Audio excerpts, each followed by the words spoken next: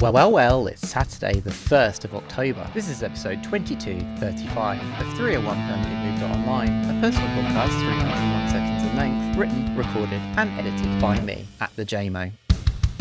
Back in episode 1914, I talked about how media property name isn't your friend. But just because they aren't our friends doesn't mean we shouldn't pay attention to them, nor does it stop us from wildly speculating on what they might be up to. So let's do that. If you didn't know, Disney is very interested in the Metaverse right now. They recently formed the Next Generation Storytelling and Consumer Experiences Unit, a group led by Senior Vice President Mick White, who joined Disney back in 2011. According to his corporate bio, he oversaw the development of the parks industry leading products, apps, and connected experiences, the development of consumer products, cloud infrastructure, business data systems, mobile technologies, and proprietary game engine tech. I assume he's been responsible for all the hybrid environment stuff Disney's been doing, like the Magic Band bracelets that have onboard credit card details, room key information, and Riffid location tracking. Also the AI-based crowd projection and queue allocation systems like FastPass, not to mention all their drone shows. The unit has also hired games executive Mark Boson away from Apple. Let's keep in mind there are two parts of the unit's name: Next Generation Storytelling, Consumer Experiences. Experience is, of course, a big metaverse buzzword right now, but ask a room of people under the age of 30 about the online social experiences they had growing up. Someone is going to say the MMO Club Penguin. Disney ran Club Penguin from 2007 to 2017, which at peak had 200 million users. Back in 2007, it had 7 times more traffic than Second Life and was the 8th largest social network in the world. Adjusted for inflation, that makes Club Penguin TikTok. It's worth remembering that second metaverse wave at the turn of the millennium. After the launch of EverQuest in 1999, over 100 graphical virtual worlds have been announced as being in development within 2 years. At one point, Disney was running 4 MMOs simultaneously. Toontown launched in 2003, beating EVE Online for mmorpg Game of the Year, Pirates of the Caribbean Online 2007, Pixie Hollow 2008, and of course Club Penguin. Disney has decades of policies, safeguarding, and institutional knowledge about online worlds. It's also utilising virtual sets like the Volume on shows like Kenobi. These developments, combined with game engines and mixed reality hotels, means that it won't be long until you look out of a window in the Galactic Star Cruiser Hotel and see what's going on in the metaverse. The tight integration around virtual production, of course, leads to virtual objects. Disney launched its first NFTs last year with its Golden Moments collection. Earlier this year, Polygon was the only native blockchain to be admitted to its NFT AI accelerator program. Also, just this week, brought the news that Disney is looking to hire a transaction lawyer to explore aggressive NFT and DeFi plans. It wouldn't surprise me if Magic Bands have native Web3 wallet integration built in very soon. Perhaps also a rollout of site-specific digital collectibles, something like its Fab 50 statues mixed with Halo Lamppost and geocaching. It's also, you will recall, the Next Generation Storytelling Unit. And right now, remarkable things are happening in Web3 with permissive IPs and collective storytelling. All of the most successful projects either have a very permissive license like Bored Ape Yacht Club, or are completely licensed CC0 or public domain. See Simon's work at Untitled Frontier, or Wagdai, Nouns, and Loot Project, etc. It's ironic that culture warriors laughed about right-clicking NFTs, and the Web3 community went all in, waiving copyright on JPEGs in all jurisdictions